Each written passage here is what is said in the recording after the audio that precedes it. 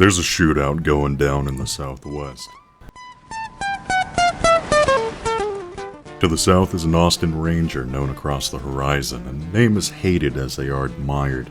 And to the north is a gunslinger out of Fayetteville, an upstart in his prime. Half of America is in attendance. Heroes and villains, politicians and priests, good old boys and activists. All tuned into a duel never before seen, and one that will never be seen again.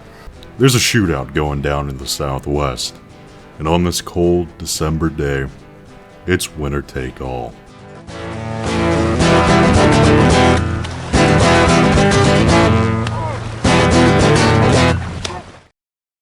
The Southwest Conference of the 1960s was ruled by two men, Texas head coach Darrell Royal and Arkansas head coach Frank Broyles.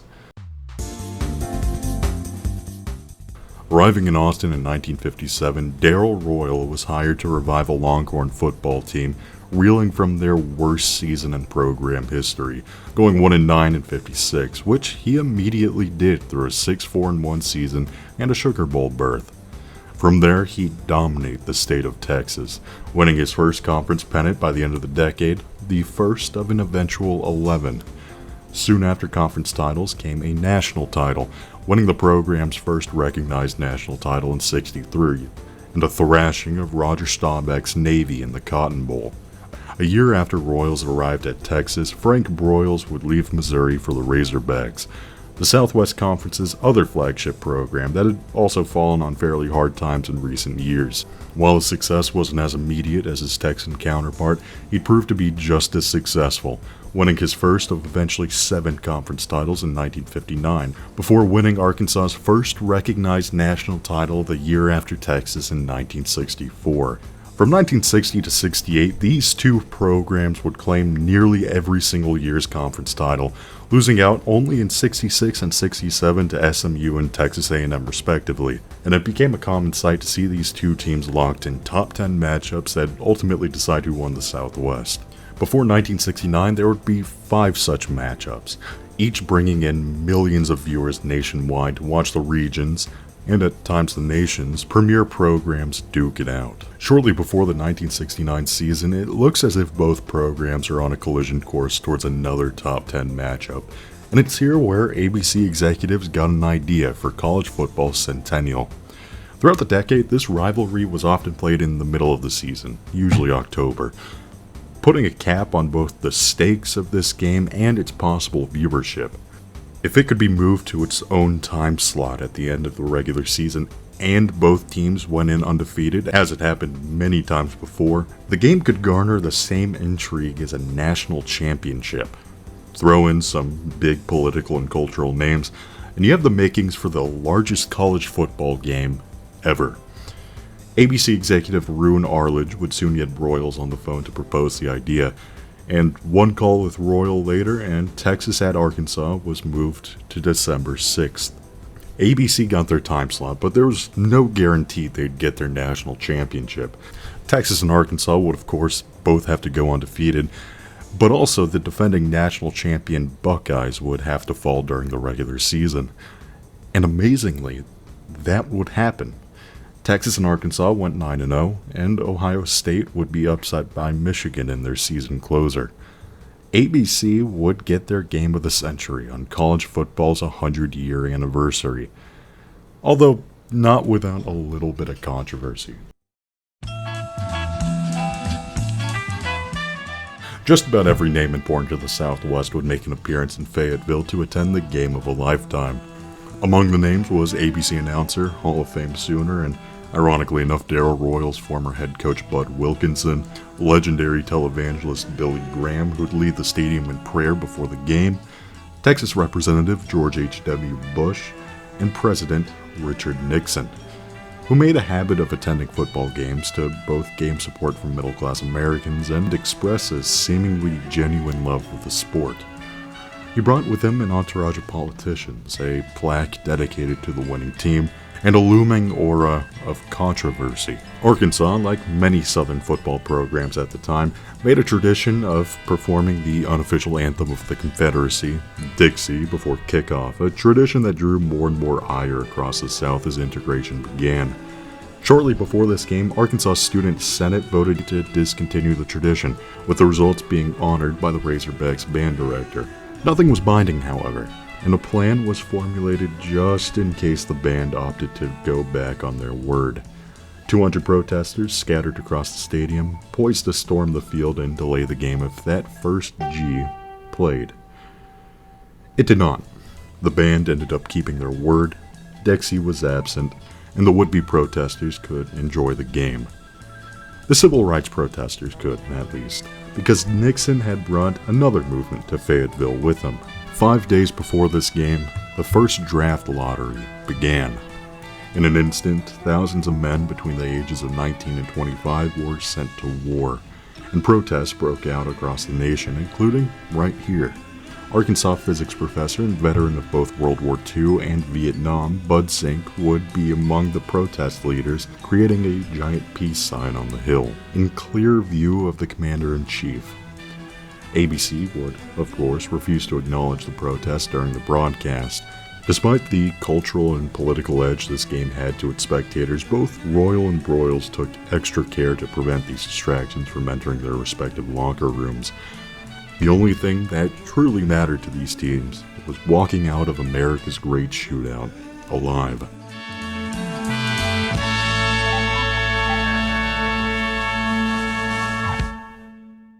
Both fan bases entered as cocky as can be, and both had the right to.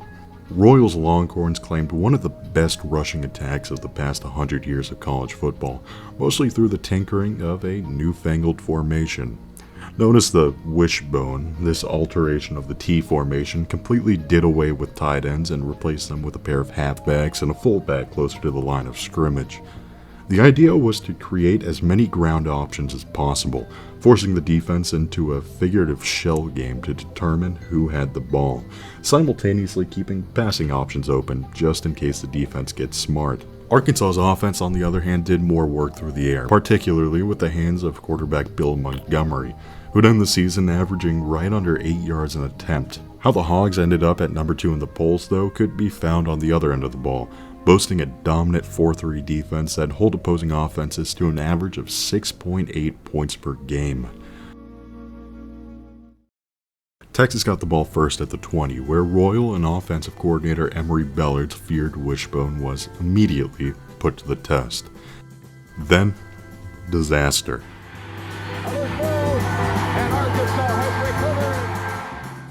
After panning to a fashionably late Richard Nixon, Arkansas would get the ball deep in Longhorn territory, barely connecting on a pass to get them within breathing distance of the end zone, before drawing first blood. On their next drive, Texas would get it to around midfield before getting smothered once more by one of the nation's best ground defenses. Broyles' order to his men before this game was simple: to stay put and not miss their tackles. And so far, the Razorbacks are doing just that. As the Arkansas offense once more takes the field, Montgomery's talent on the ground is made apparent, executing on a number of scrambles to keep his squad on the field. Then, after showcasing the danger he presents with his legs, he'd remind all of those in attendance what he could do through the air. And like that, Arkansas would make it 14-0. Well, almost. Dicus had beaten his man. That's an understatement, Chris. Montgomery would then get sacked deep in the backfield, all but ending their second drive then and there. Despite catching the break of a lifetime, the Texan offense would yet again sputter out around midfield, going into the second quarter punting it back to the home team, who'd shortly after go 3-and-out and punt it right back. Most of this game would be like this, a bit due to the cold, wet conditions surrounding the early December matchup, but also due to the defensive expertise these teams share. A 60-minute game of strategy where even the smallest slip-up on either side of the ball could spell disaster. 3 receivers out, and while the Arkansas offense would fail to make anything out, it would allow the team to enter the second half with a comfortable 7-0 lead, with the hopes of pushing it further. The first play of the second half, Arkansas special teams would do their part to make that hope come to fruition. gets away again. And there is a loose ball. As it happened for most of the game though, the Texas defense tightened up when needed, and disaster was, for now, averted. Then, after a few attempts to break the Arkansas line, the Longhorns would once more take to the air. And Arkansas comes up with its third fumble recovery. Back out onto the field, the Razorback offense would capitalize on the blunder, and Texas would find itself down 14-0. Looking to get themselves back into the game quickly, the Longhorns would once more gamble on a long pass. He's going deep and floating out there. And another error by the Longhorns, the fifth. Texas is in a nightmare.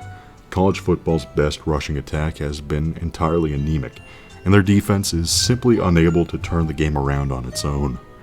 Arkansas has seemingly done the impossible and solved Royal's wishbone, effectively putting Nixon's national title plaque on ice going into the fourth. The game is all but over, unless Texas can pull out a miracle. In the first play of the fourth quarter, Arkansas's defense would finally slip up. Big. Gets away. There he goes. Texas is on the scoreboard. After a successful two-point conversion, the Texan offense, who until then hadn't made it past the Arkansas 31-yard line, put the game back in view, and the Hog offense would be forced to answer back, which they seemed to do with a quick drive down to the Texas 25, bound to at the very least walk away with a field goal to once again make it a two-score game. First down.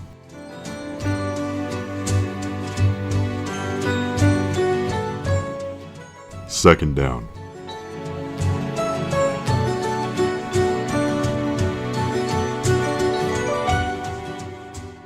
Third down. Dykus opposite. And Texas gets an interception.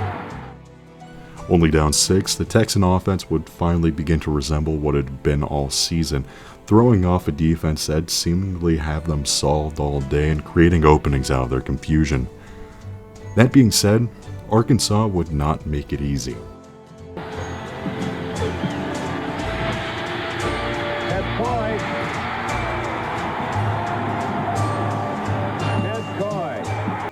Back out onto the field with a chance to once again put this game away, the Razorback offense would go 3-and-out and punt it right back to Texas. The defense, for the millionth time today, will need to win this game for the home crowd, which they seem to do after stuffing the Texas backs 3 times in a row. Understanding they'll not have another shot at winning this thing, the Longhorn offense would have to go for it on 4th down, a clear-as-day desperation play. One more assignment, and Arkansas has won the biggest game this program's ever been a part of, and ever will.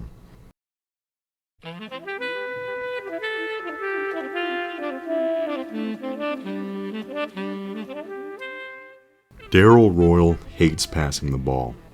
Encapsulated by a famous Woody Hayes quote he often repeated that reads, "3 things can happen when you pass, and 2 of them are bad. To keep it on the ground is to play with predictable results, using trainable components a player has to make a play. To pass is to open your playbook up to chance, to factors you can't hope to fully account for. You open your playbook up to miracles, and in cases like this, with the game of a lifetime on the line with over half of America's eyes on you, all you can really do is hope to God those miracles favor you." And going for broke for Randy Peschel. And Peschel catches the ball. What a toss. Randy Peschel. 2 plays later, and Texas would go up 15-14, their first lead of the game, with 3 minutes and 58 seconds left on the clock. Arkansas still had time to take this thing back, to render each and every miraculous play Texas had made mute, which led them to around midfield, where the game was finally won. Trying to get Reese. Texas has come up with the big play. Texas had won the game, the Southwest Conference, a berth in the Cotton Bowl, and their second national championship on behalf of the president, a claim enforced by their 21-17 victory over the Fighting Irish a few weeks later. Arkansas, on the other hand, would be cast to the Sugar Bowl to face and lose to Ole Miss. The controversy surrounding this game would continue long after Razorback Stadium emptied, but it would have nothing to do with this game's political implications, nor some of the more iffy calls that shaped it. No, rather it was the title ABC made for the matchup as a, quote, national championship. In the battle which should decide the national championship. Texas and Arkansas were not the only undefeated teams in December. Joe Paterno's Penn State had gone undefeated for the second year in a row, yet even after beating Missouri in the Orange Bowl to completely run the table, they were given no consideration for even a share of the 1969 national title. Now, it's important to remember that, 1, voters that determined national titles in this era and earlier were often decided before the postseason, with bowls being completely left out of the equation for many polls in 1969, primarily the coaches' poll. Secondly, Penn State was given the opportunity to play either Texas or Arkansas in the Cotton Bowl, granted before Ohio State gave up their top spot in the polls, which they refused, choosing Miami's Orange Bowl instead, unknowingly giving up their shot at playing for a recognized national title. Years later, the controversy would be summed up by a slightly older Paterno. Of course, the legacy of this game goes beyond Nittany-Lion sour grapes. This game is commonly referred to as the, quote, game of the 20th century, a title that actually refers to a shocking amount of college football games, including 3 others from the 60s alone. But in my very unprofessional opinion, it is my true pick for the game of the century, mostly due to 2 lenses this game and its legacy can be seen through. For one, there's the social and political lens this game is often seen through. Popularized by Terry Frey's excellent book on the game, Horns, Hogs, and Nixon Coming, the nickname Dixie's Last Stand has stuck to the game, in large part due to it being the final, quote, national championship played between all-white rosters, the final big moment for this antiquated, prejudiced form of Southern football. It would also be the last regular season game Texas and Arkansas would play with all-white rosters, both already having black players on their freshman rosters that would be promoted in 1970.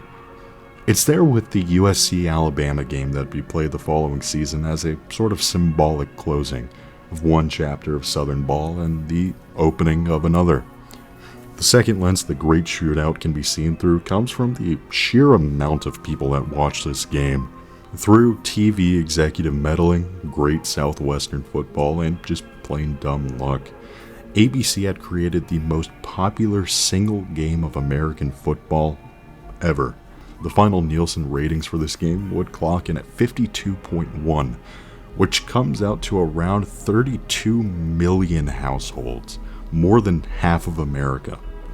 In comparison, the most popular Super Bowl by ratings, Super Bowl 16, came in at 49.1, a whole 3% less than this game. Now, granted, rating systems aren't perfect, especially as you go more towards the modern day in streaming, but the point still stands. This game captured a moment that will never be repeated again, a sliver of time between broadcasting advancing to the point where these spectacles could be televised nationally, and before the NFL overtook college football in popularity nationwide. It was, in my eyes at least, the pinnacle of college football's popularity. A pinnacle that might not ever be reached again. Then, of course, there's the impact this game had on its teams. After Texas went on to win the 1969 national title, they'd run it back in 1971 to claim their 3rd ever national title, before Royal began his exit from the program. Arkansas, on the other hand, would never be the same. Frank Broyles was devastated. His team was devastated, and his state even more so. Broyles would finish his career strong. He'd finish ranked 3 more times and win the Southwest 1 more time before stepping back for an administrative role with the university. The same year, his arch rival stepped down, but the Hogs would never return to where they were in this game. and the decade that preceded it. From 1960 to 69, Arkansas would finish in the top 10 7 times, and from 1970 onwards, they'd only reached the top 10 5 times. The Great Shootout, it seems, would be Arkansas's exit from their brief time as college football elite. For me, the term game of the century should denote a milestone, a place that indicates where one era ends and the next begins, a moment in history that can never be repeated. And this game, more than any other than 20th century, represents an idea. No game will ever be as popular, as politically charged, as larger than life as this conference championship, America's Great Shootout.